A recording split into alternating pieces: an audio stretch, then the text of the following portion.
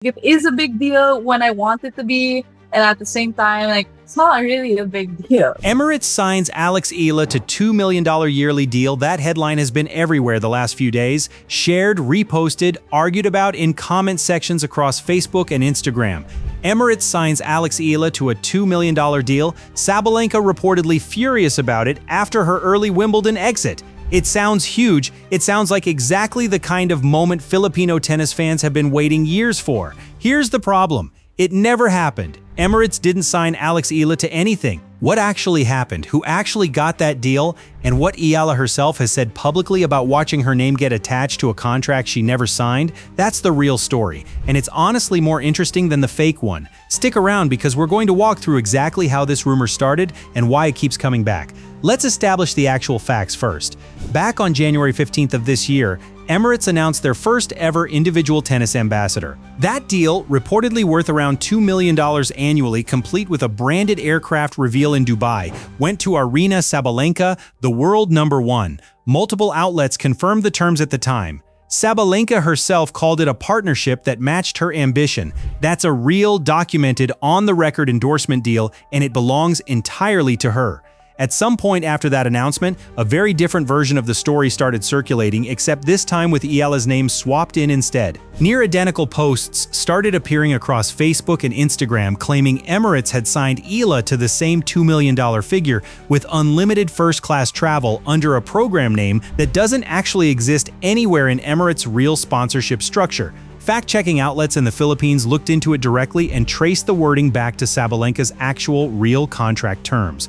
Someone had essentially taken a real deal, swapped the face attached to it, and published it as new. And it worked in the sense that it spread fast and generated massive engagement, because there's a genuine hunger among Filipino tennis fans for exactly this kind of headline. And this wasn't a one-time thing either. That same fact-checking coverage traced a whole pattern of fabricated deals attached to Eala's name over the past several months, invented Wilson contracts in the tens of millions, and invented Louis Vuitton deal, even one absurdly inflated figure attached to a golf sponsor that ran into the billions. Every real step forward in her career has apparently gotten shadowed by a fake one that sounds 10 times bigger. That pattern itself is really the actual villain in this story. It's not Sabalenka, and it's not really even the people posting these. It's an entire online ecosystem that would rather invent a superstar moment than wait for a real one to happen naturally. What makes this worth actually talking about, though, is how Eala herself responded to it, because she addressed it directly and on the record back in February, months before this latest wave. Standing at a press conference after a tournament run in Abu Dhabi, she was asked about the fake stories circulating about her. She said plainly that she doesn't have any control over what other people choose to post, and that it's genuinely a bit concerning to her because she notices these fabricated stories sometimes get a huge amount of engagement. That's it. No outrage, no big statement, no attempt to chase down every fake post, just a calm, clear acknowledgement from a 21-year-old who apparently understands how this stuff spreads better than most adults covering her career do. Now here's where the timing gets genuinely interesting, because real events in July ended up running almost in parallel with this fake story, and the contrast says a lot. On July 4th, Eala walked onto center court at Wimbledon and beat the defending champion, a 5-time Grand Slam winner in straight sets, a tiebreak in the first, a comfortable 6-2 in the second. That result had nothing to do with any sponsorship story. It was just her playing genuinely elite tennis and beating one of the best players alive on the biggest stage in the sport. The tennis world that had been slow to take her seriously spent that afternoon catching up in real time. Meanwhile, on the other side of the draw, the actual Emirates ambassador Sabalenka lost in straight sets to Naomi Osaka the very next day.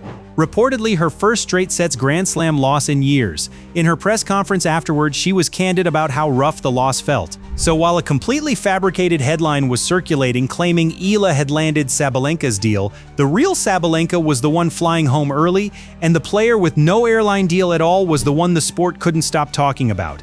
And if you actually want to know what real validation looks like, forget the fake contracts entirely and listen to what the player she beat said afterward.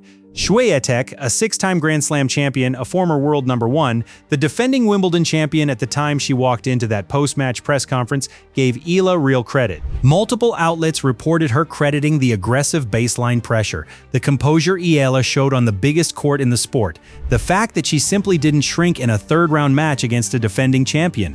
That's not a fan account or a fabricated headline inflating her. That's a six-time major champion in her own losing press conference explaining exactly why the 21-year-old across the net deserved to win.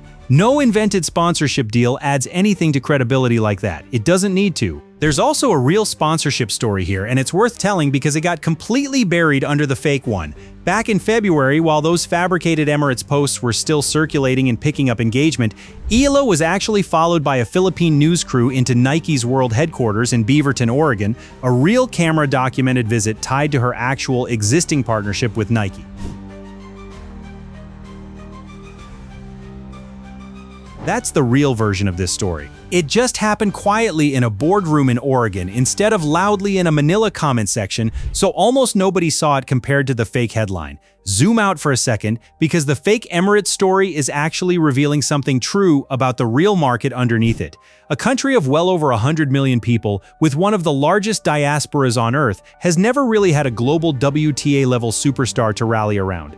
That vacuum doesn't just sit empty. It gets filled, sometimes with real results, and sometimes with copy-pasted fake contracts and invented program names, because the demand for a coronation moment is genuinely that strong.